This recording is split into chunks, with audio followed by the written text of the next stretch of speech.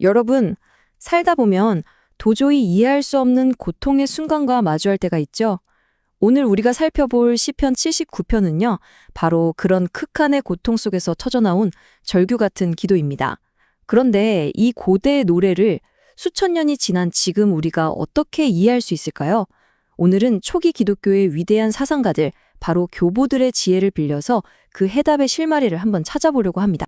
자, 그럼 먼저 이 기도가 왜 터져나올 수밖에 없었는지 그 참혹했던 현실 속으로 한번 들어가 보겠습니다. 대체 어떤 상황이 이토록 처절한 외침을 만들어냈을까요? 피를 물처럼 쏟아부었건만 묻어줄 사람 아무도 없다.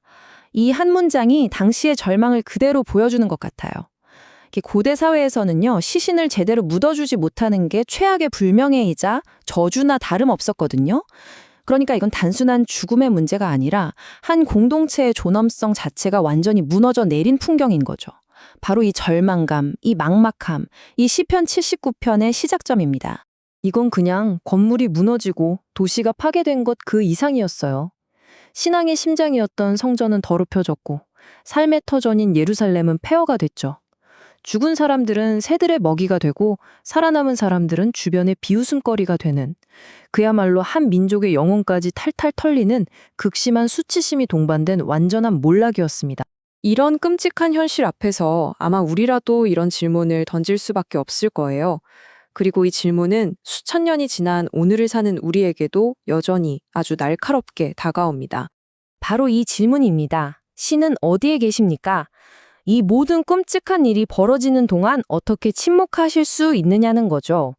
이게 바로 시편 79편의 중심을 꿰뚫는 가장 고통스러운 신학적인 질문이라고 할 수 있습니다. 시편 기자는 이 상황을 어떻게든 이해해 보려고 신의 진노와 격정이라는 단어를 꺼내듭니다. 이건 하나님을 안 믿겠다는 게 아니에요. 오히려 어떻게든 이 말도 안 되는 현실을 하나님과의 관계 안에서 풀어보려는 정말 처절한 몸부림에 가까운 거죠. 그럼 이 막막한 질문 앞에서 우리는 어디로 가야 할까요? 여기서 초기 기독교의 위대한 스승들, 즉 교부들이 등장합니다. 이분들이 어떤 새로운 길을 보여주는지 그 지혜를 한번 따라가 보시죠.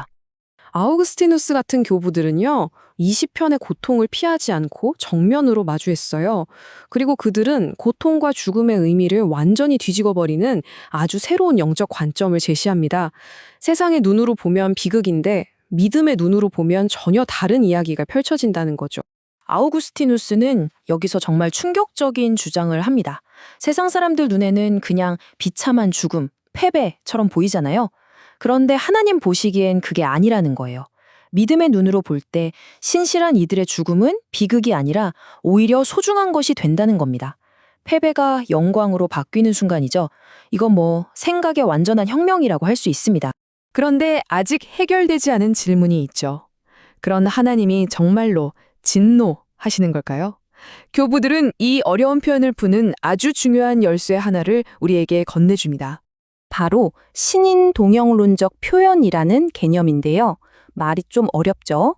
쉽게 말해서 우리가 이해할 수 없는 초월적인 신을 설명하기 위해서 마치 사람처럼 감정이 있고 행동하는 것처럼 묘사하는 방식이에요. 자, 여기서 핵심은 이거예요. 성경이 이런 표현을 쓴다고 해서 하나님이 진짜 우리처럼 막 화를 내고 잠을 자고 이런 뜻이 아니라는 겁니다. 이건 어디까지나 우리, 이 유한한 인간들이 신의 행동과 그 결과를 조금이라도 이해할 수 있도록 돕기 위한 일종의 눈높이 소통 방식인 셈이죠. 니사의 그레고리우스 같은 교부가 이걸 잘 설명했는데요. 시편에 보면 깨어나세요, 귀를 좀 기울여주세요, 이런 표현들이 나오잖아요.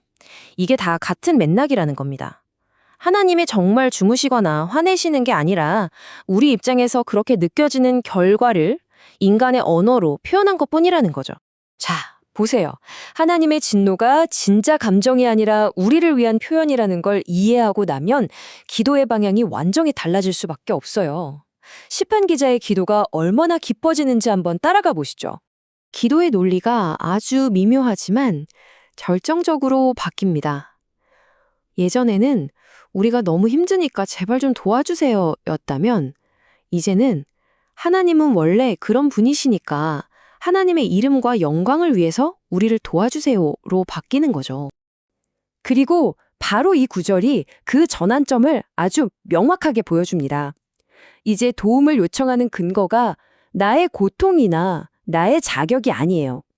오직 당신 이름의 영광, 즉 하나님 당신의 성품과 명예에 호소하는 겁니다. 아우구스티누스에 따르면 이게 바로 우리의 구원이 내 힘이나 내 의로움에서 오는 게 아니라 전적으로 하나님의 자비에 달려 있다는 걸 고백하는 기도입니다. 하나님의 그 영광스러운 본성 자체에 매달리는 거죠.